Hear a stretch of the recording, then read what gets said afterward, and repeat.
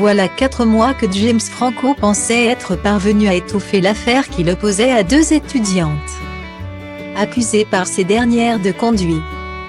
Le silence s'achète à prix d'or. C'est ce que James Franco a tenté de faire pour étouffer le scandale dans lequel il est impliqué depuis 2 ans. Au mois d'octobre 2019, 2 anciennes étudiantes de l'acteur ont décidé de porter plainte, accompagnées par 4 autres femmes, contre leur ancien professeur, l'accusant de harcèlement, d'agression sexuelle et de fraude. En 2014, James Franco a en effet créé une école, le Studio 4, ayant des bureaux à New York et Los Angeles, dans laquelle il proposait des cours de comédie. Selon les témoignages de Sarah Tite Kaplan et Tony Gaal, James Franco aurait fait pression sur elle et d'autres étudiantes pour se déshabiller pendant des auditions. Il les poussait à jouer des scènes de type orgie qui étaient filmées. Selon un article du New York Times datant de février dernier, les plaignantes incriminaient l'acteur pour avoir créé un réseau de jeunes femmes soumises à son exploitation sexuelle personnelle et professionnelle.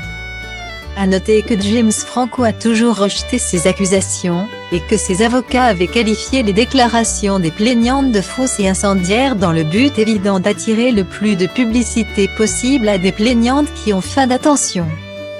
Alors que l'affaire ne faisait plus parler ces derniers mois, des documents ont été rendus publics ce mercredi 30 juin. Ils concernent des révélations quant à un accord financier entre les parties. Ces documents révèlent que James Franco, sa société de production Rabi Bandini Productions, ou encore l'école de cinéma qu'il a fondée, Studio 4 qui a fermé ses portes depuis, ont prévu de débourser $2 235 000, près de 1,9 million d'euros pour obtenir l'abandon des poursuites. Cet accord doit encore être validé par un juge, a précisé le site américain TMZ. Dans le cas où la justice déciderait de valider cet accord, Sarah Tite Kaplan et Tony Gaal recevraient respectivement les sommes de $670 500, $565 612 et $223 500, $188 537.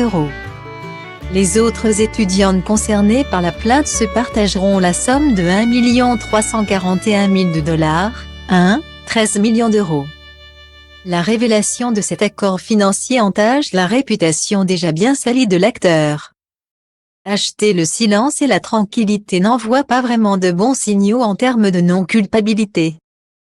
D'autant qu'en avril dernier une autre plainte visait l'acteur Charlene, une actrice de 35 ans ayant récemment tourné avec lui, l'accusait clairement d'être un prédateur sexuel. Pas sûr que James Franco en ait terminé avec la justice malgré ses millions de dollars.